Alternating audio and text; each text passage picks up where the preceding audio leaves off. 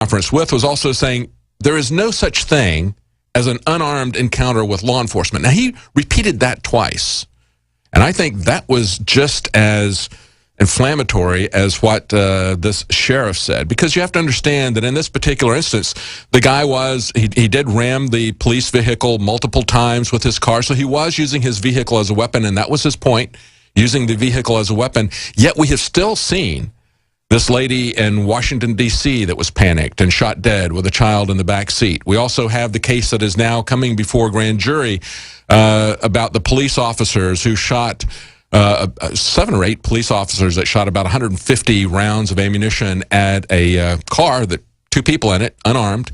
And at the end of it, one of the police officers reloaded, jumped on the hood, and unloaded into the 2 occupants that presumably might have still been alive at that moment. That particular officer is being looked at, and he was charged, and we're looking to see if that's going to be an indictment. That's a very volatile situation that's going on in Cleveland.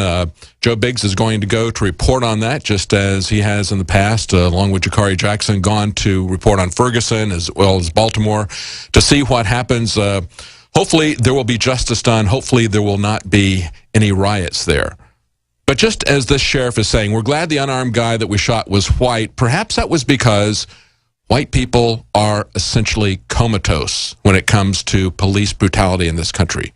But black people are experiencing it all the time. Let's take a look at this other report where we have a couple of individuals trying to show the difference in the way a white man and a black man are treated in the same town, doing an open carry of an AR-15, which is legal. Let's run that video, and I'll narrate it for those who are listening on the radio. I'm audio recording as well. Yes, sir. Okay, so this is a white guy. He's being challenged by the police. No, sir. No. Why not?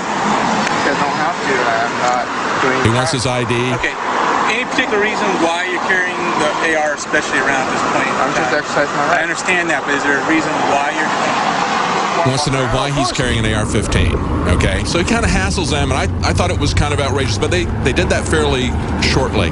Now we've got a black man walking down the same street with the same gun, and what happens is the cop... He pulled out the gun. He's getting down. The cop jumps out of his car. He's just walking up and carrying. Gets behind the door of the car, is pointing a rifle at him, tells him to get down. I mean, he doesn't come over to him and talk like he did the white guy. He pulls the gun on him, gets him down on the ground, and starts shouting to the woman who is recording this, telling her to get down. She says, "I'm 7 months pregnant. I can't lay flat on the ground."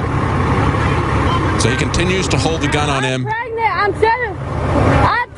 I'm 7 months pregnant. I can't. On the sidewalk. 7 months pregnant, cannot lay on the ground. Let you know I am audio and video recording you. That's fine.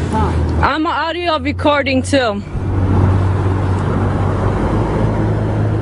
Okay, so right now he's still got the gun trained on him. He's at a distance. He's standing behind the door of his vehicle. And what you're going to see, we're not going to run this whole thing, but what happens is they get about a half a dozen police cars come up, all of them trained guns on him. He just had the gun slung over his shoulder and was walking along. And again, the white guy was harassed by and challenged by the cop. The black guy, they pulled gun on him instantly and then got a massive army there.